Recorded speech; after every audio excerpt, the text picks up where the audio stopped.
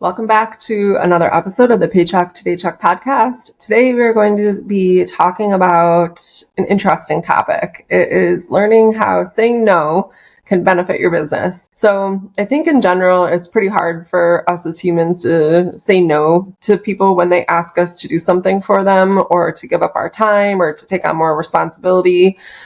Saying no to an opportunity that presents itself. Just in general, it's difficult for us to say no because it creates, conflict. Sometimes it creates awkward situations, and I think especially business owners take on a lot more than we should. I guess I'll put it that way. So, over the last week or so, I've spent a lot of time thinking about, as we're coming up to, right now it's the beginning of December, but we're, coming to the end of the year. Everyone thinks about their goals for the new year, things that they want to do differently, things they want to change. And saying no kept coming up for me. So I thought we should maybe discuss this in a full episode and really get into it. So I think it's something that, we can all do better at, right? Again, especially as business owners, saying no when certain opportunities come up can be specifically difficult. Maybe that comes to you in the form of free inventory or someone who is asking you to sell items for them, which I know a lot of us struggle with. Some of these situations can cause more stress than they're worth, especially if, let's take that last example. Someone who's asking you to sell items for them is someone that's close to you or a family member, a close friend. If you're picking up like a bulk load of free inventory, you might end up with a couple of good pieces if you find something like that on Facebook Marketplace or OfferUp, something of that nature. But then you're stuck with a ton of inventory that you might need to offload because those items don't match your metrics, and they're just not worth listing. And again, having garbage bags full or bins full or a truckload full of inventory that you need to, not inventory, items that you need to find a new home for, it can cause a little bit of stress and anxiety trying to figure out what to do with those items. You don't necessarily want to contribute to more landfill waste. You want to try to find them a home that they'll be used in. What do you do with this stuff? So all of these situations that we find ourselves in, for me anyways, specifically, I get to a certain point in this journey and I'm like, Ashley, this would have been completely resolved if you had just said no in the first place. You wouldn't have had to deal with any of this. We wouldn't even be in this situation right now, right? If I had just had the guts maybe to say no in the first place. So we're going to really dive in and get into some more examples and how we can help you guys, different ways of saying no, all the nitty gritty. So essentially all of this comes down to knowing your metrics, your buying criteria, rules that you have for your own business. We tend to say yes right away. And then when you look back, you're like, that was a horrible decision because I didn't take those into consideration. Like when you're given those opportunities, not everyone knows reselling like we know reselling, and even like my business, Ashley doesn't know anything about my business. I don't know anything about her business. I don't know what she's willing to pick up and what she's not willing to pick up. So when those opportunities get presented, you really need to take a step back and figure out, am I willing to take on this type of inventory? If you are not a shoe seller and somebody's like, I've got 100 shoes if you would like to buy them, you have to then think, I've got to go and do all that research on those items. Like, I don't know much about selling shoes. Maybe it's specifically men's dress shoes. You're going to have to spend a lot more time trying to figure out if that is something that's going to meet your buying criteria.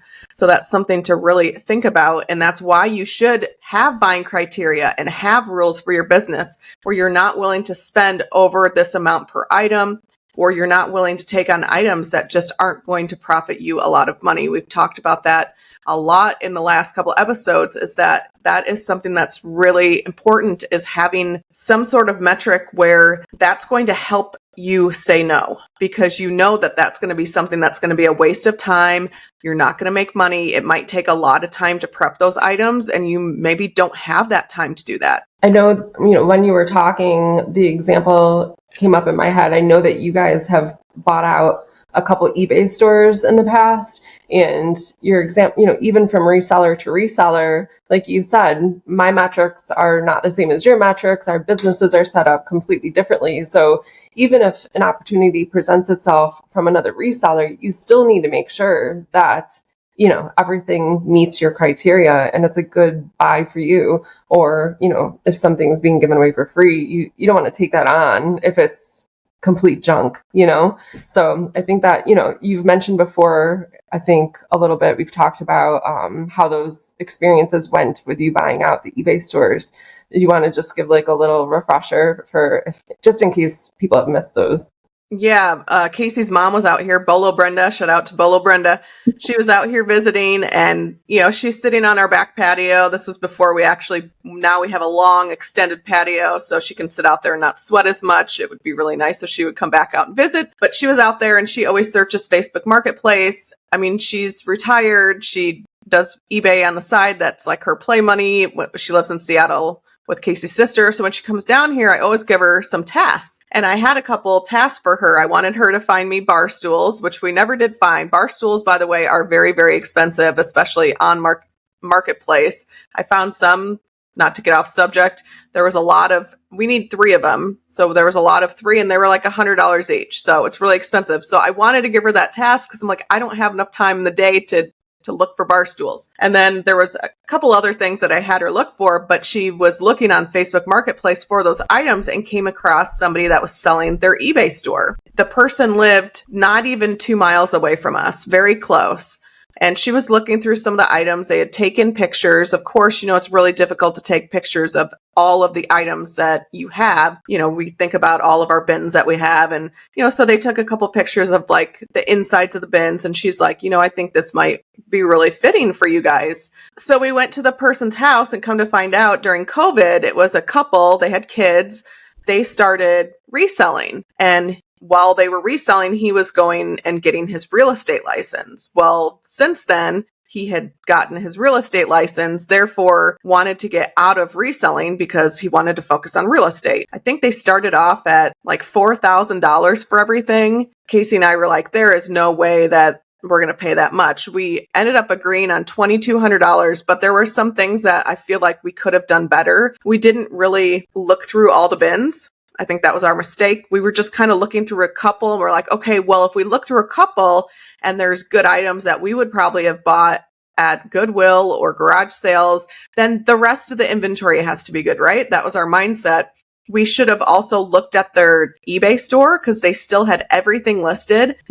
Yes, when you list items, it looks better than what it really is. You list it, let's say you list all the items for $100, then you're looking at the listed price and it looks like there's a lot more value in that store than there really is because not everybody takes that $100. Maybe they're going to take an offer for $50, so you have to think about that stuff too when you're looking at if you were to buy out an eBay store and they show you the eBay store, like really taking consideration, you might not get that amount, and also shipping and fees. You have to factor that in as well. We should, there were some mistakes that we made. I really wish we would have said no, because in the end, I mean, we just this week sold a pair of Saucony women's shoes. They were size 9, pretty good shape. We sold them for $18 and they were listed in June of 2021.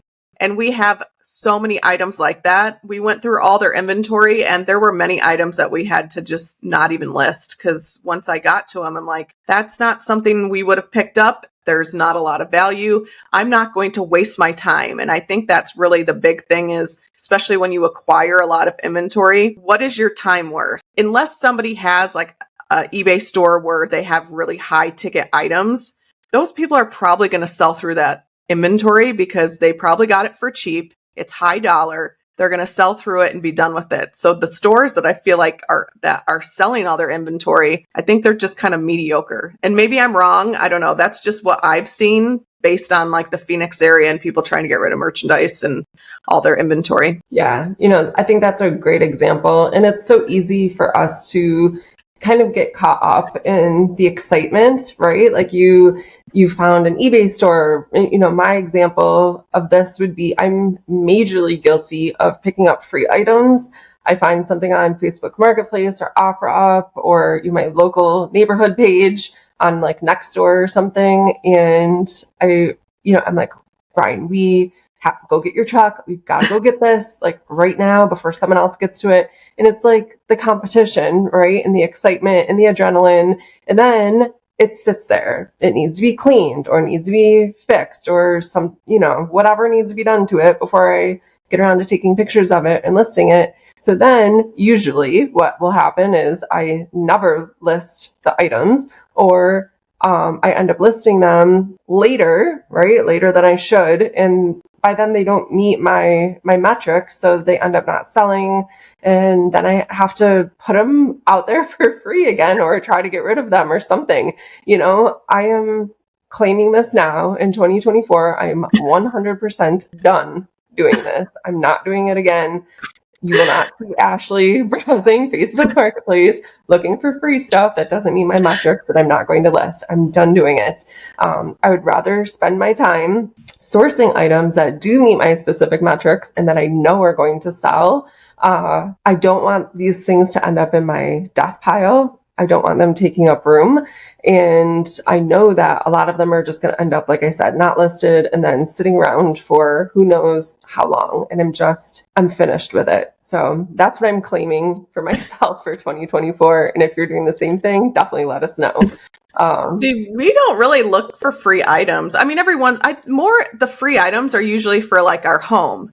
Casey scored these 2 really expensive outdoor loungers. It's a chair and then like an ottoman, and it's outdoor furniture. And out here, the outdoor furniture, it gets warped from the sun and the heat. It's really hard to find that furniture. And somebody in the foothills of the mountains by us, definitely $1 million home, they were getting rid of it. And it was in great shape. And I was like, Casey, go knock on the door, see what else they have for free, because, they just wanted it out of there, but it was good for us. But yeah, we really don't look for free items. I don't know. We get more opportunities through friends and family, which I see that's going to be the next thing that we're going to talk about is, it is hard when family and friends come to you and they're like, I have all this free inventory. Now with my sister, I will take her free stuff because I know she shops at higher end stores. She has Coach purses, Kate Spade. She has a lot of like flip-flops that she'll buy. In fact, she's going on a cruise in like a week to celebrate her boyfriend, Brian, his 50th birthday. Him and her and then his parents are going on a cruise to the Caribbean. So she bought 3 or 4 pairs of new flip-flops just so she could have new flip-flops for the cruise.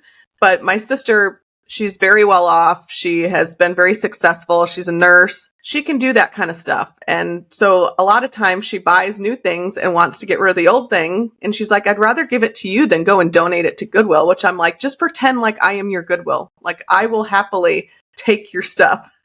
So that's one person I don't have a problem taking stuff from because I know the quality of goods that I'm going to get from her are going to be ones that I can profit on. But in the most of the times, friends and family, they're like, do you want this? My dad's like, do you want these golf shirts? And they're like $10 shirts you could buy at Walmart, So it's like, no, you can just go ahead and donate that stuff. I don't need it. Yeah. My parents are pretty good about not asking me to sell stuff for them, or if they do come across something, I've mentioned multiple times before that they used to sell on eBay and they had a standalone antique shop as well. So they get it that they don't want to take on, and I remember when they used to do this, they would have people come to them constantly asking them if they would sell items for them. And it was very difficult for them to say no. It still is difficult for them to say no. They've been out of this for years and they still have people that come to them and ask them if they would take on like Hess trucks, for example, or NASCAR cars or whatever. And they don't want to do it. They don't want to get back into it. Once in a while, they will ask me if I want to take it on. And I'm like, no, absolutely not. I'm not interested in that. So for me, though, if a friend or a family member asks, usually they're doing it. Let's be clear. They're usually doing it because you are the only person that they know that does this kind of thing, right? You're the only reseller that they know. Secondly, a lot of times they're doing it because they think that they're helping you, So you don't want to be harsh with them. You want to kind of let them down easily, but you can let them know. I heard this the other day, and it was a very good phrase for letting someone know that you just aren't going to be selling this for them. Those are really great items, but I'm just not set up to sell whatever it is, Haas trucks, NASCAR cars, Playboy magazines, whatever the case might be. I'm not set up to sell these items. So if you're, a clothing seller, you're not set up to sell NASCAR cars. You know what I mean? You probably don't have the knowledge about these items.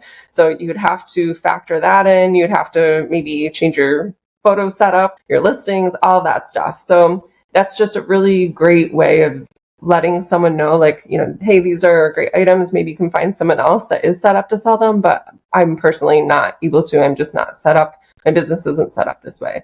And I thought that was a brilliant way of saying no without actually just a blunt no, which is totally fine too. But a lot of us are we don't want to ruin this relationship and we don't want them to be offended. So we need a fluffier way of saying this, right? And that is a good point. They want to help you. They know that that's how you make money, but they don't have that knowledge. They don't have the knowledge of whether their stuff is valuable or not. They just assume, oh, you can make money. A lot of people do assume, even, thrift stores. Oh, well, I can sell this, this shirt for $20. Somebody will buy it. People just don't really truly understand the value because it does take so much time to learn the value of items. Some people, not every opportunity is going to be in your best interest. On the other hand, sometimes people just want to almost, I don't want to say the word use, but they just, or take advantage of, but they kind of are taking advantage of the knowledge that you already have and the business that you've built. So they look at it as, oh, well, I'll go ahead, I'll buy this pallet of used items. I'll bid on that. I'll buy that pallet because I know, you know what, Liz and Casey, they know how to get rid of that stuff. So if I can't get rid of it, they'll probably get rid of it for me. And that was kind of the situation we were in with my cousin and her husband. Well, it wasn't her, but it was him. He had bid on something and then he's just like, oh yeah, let's work out a deal, 50%. And it's like, I'm sorry you bought that dud, but and we took it on. We didn't want to say no. And looking back, we should have been like, no, just like you say, we're not set up to sell used electronics. There was a bunch of iPad keyboards and Mac keyboards and used ink cartridges. Well, not used ink, but damaged ink cartridges. Those really, really big ones that cost $20 to ship. And there was a bunch of other medical devices, which, most of them you can't even sell on eBay anyways. And it became so much work. We had to store that stuff. And we finally got to the point where we're like, look, we're either going to donate this or you can take it back because we can't be selling this stuff. We tried selling the ink cartridges. They would show up, the person would try using them, they'd be dried out, we'd have to refund. Then that's hurting our metrics, So it's we really should have said no in the beginning and looked at the stuff that he had, but we were just trying to do him a favor and we've learned from that. We learned not to say yes to those situations. Another thing, our friend opened up a pallet business. So it's a liquidation company. It's in Phoenix. We've done a reel on it on Instagram and on YouTube, but it's one where they buy truckloads of pallets from Amazon, Lowe's. There's a couple other, Walmart. Yeah, there's another couple places that they get their inventory from, but it arrives in the truckload and then they have all these pallets and then they sell the pallets to people, which sounds like a great idea. We were hoping it was going to work. We don't have a lot of knowledge in that. So what we did was we went to, their warehouse. It was before they had their grand opening. We decided we were going to pick an Amazon and a Walmart pallet. Looking at the inventory, and I had this gut feeling, and I should always go with your gut feeling. I should have listened to myself, but Casey wanted to help support a friend. And guess who has all that crap in the garage? That would be us.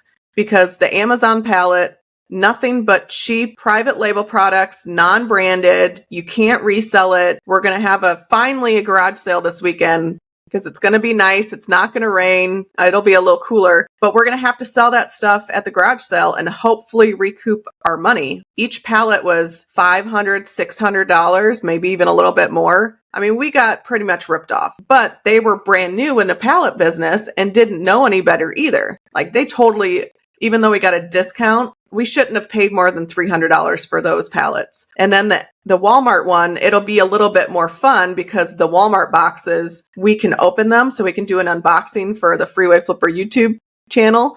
And we've opened up one, and some of it was, of course, junk. But then we did find like a magic bullet blender that we have sold. So Walmart seemed a little bit more promising. It had, name brands, but a lot of that stuff was damaged. It's hard to go through it all. You have to bring it all home and then check it. That opportunity, it was nice that they gave us a slight discount, but in the end, it did not fit what we do. And that was like one of our biggest horrible business decisions of 2023. And another opportunity we've had to go through and get things where we did say yes, and I'm glad we did. It was when my grandma was going into an assisted living home. She had lived in the same place for 30 years, and they needed somebody to go through her stuff. But then I went over there, I went through all of her stuff, kind of picked the stuff that I would want just to keep, like personal, like keep, my grandma's keepsakes. And then there was stuff where I was like, ooh, that would be valuable. But then my mom was like, do you want this? Do you want this? Do you want this? And it was so hard for me to say no, because it's like, it's my grandma's stuff. I love my grandma. But in the end, I should have been like, I've already gone over. I've picked up everything I need. You guys can either donate it or, do what you want with the stuff. Like I should have said it at that point. So now we're having some things to have to go through, but I think we'll just sell them at the garage sale. But that's just another example of sometimes you really need to take a step back before you say yes or agree to something. Like it's okay to be like, let me think about it, or, like you said earlier, what was it? Those are great items, but I'm just not set up to sell them. So say that, or let me think about it. And it's okay to ask for more information too. Like don't ever feel like you are stuck where you have to say yes, because in the end, it's only hurting you. It's not hurting them. Yeah, absolutely. And I think, taking some time, letting, them know I need to think about this, or I need to talk it over with Casey or my business partner or my significant other, whoever, that kind of gives you a little bit of an out in that moment. So you're not making a rash decision. And then if you do want more information or more pictures or want to go back and see the items, again, you can do that if you think it's going to be a good opportunity for you. And then if it's not, it kind of gives you a little bit of time to think about how you're going to say no to the opportunity. So I think, giving yourself a little bit of space, taking a step back from the situation, that's a really great idea, just so you can think about it thoroughly, make sure that it does meet your metrics. And if it doesn't, that'll give you an opportunity to say no in a way that it won't ruin the relationship. Maybe in the future, they'll have something else for you, but just not at this time. So whatever you struggle with personally in your business saying no to, the whole key to this is just coming up with a solid professional way of saying no that works for you, and that you can kind of refer back to over and over again. So another thing that I'm personally going to be saying no to in 2024 is overcommitting myself. I'm so guilty of this. I think there's probably plenty of us that struggle with it also. I constantly overcommit myself, and I have for multiple years. And then I find myself burnt out, stressed out, tired, annoyed, resentful, and I hate feeling that way. And I do it, it's my own doing, because I don't have, the guts to say no to whatever it is in the first place that put me in the situation. It is hard to stick up for yourself, especially when people are asking you for your time. Our time is extremely precious. It's an extremely precious resource. And we need, I think, especially as business owners, resellers, all of us, we need to start acting that way. You can't create more time. Obviously, you guys have heard this, I'm sure, and you can't get it back once it's gone. It's just gone. So being more careful with how I spend my time in 2024 is going to give me more opportunity to do the things that I want to do and I want to focus on and get better at. And it won't result in those negative feelings that I hate feeling so much.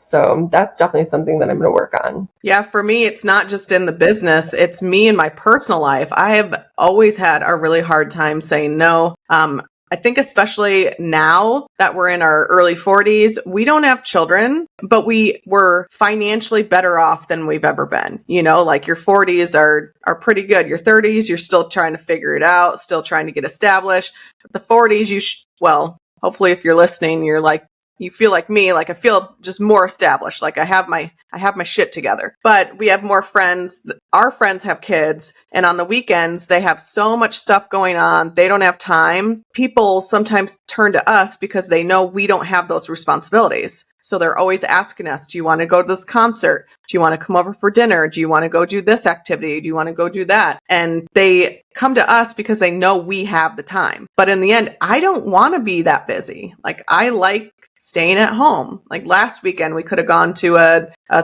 Thanksgiving thing. It was a Friendsgiving. They had it after Thanksgiving, but we could have done that. But to me, it's like, I just wanted to stay home, and that's okay. It's okay to say no to those things. I'm a natural people pleaser. I hate conflict. I don't like making people upset, but to the point where I do what I can to mend situations instead of create conflict. But in the end, it's just hurting me. Like, I need to learn to say no. And I think that is one thing I'm going to be doing a lot more next year in 2024 is just even in my personal life, not taking on more things than I want, because it does. It creates a lot more stress and anxiety for me. And even just last weekend, saying no to that and having the whole weekend where we stayed at home, we got stuff done around the house, my anxiety level was way lower than what it usually is. So I think that is something to think about in your personal life, even, it doesn't have to just apply to business, but it's okay to say no. And so maybe we need to normalize saying no to things, and it's okay to take care of yourself, Yeah. So, all right, if you are listening on the podcast or watching on YouTube, let's commit right now to getting better to saying no to things in 2024. And let us know if you're watching on YouTube, write in the comments below something that you are going to start saying no to more often. If you are listening on the podcast, let us know on Instagram. We would love to know and hear what your examples are. All right, guys, that's a wrap on today's episode. Thank you so much for listening to the Paycheck to Daycheck Reselling Podcast. Anything we mentioned in this episode will be linked down below in the show notes or description down below. Be sure to share this episode with anyone you think it will help, and follow us on social media at P2D Podcast. Thanks again for listening. Keep working towards that Daycheck.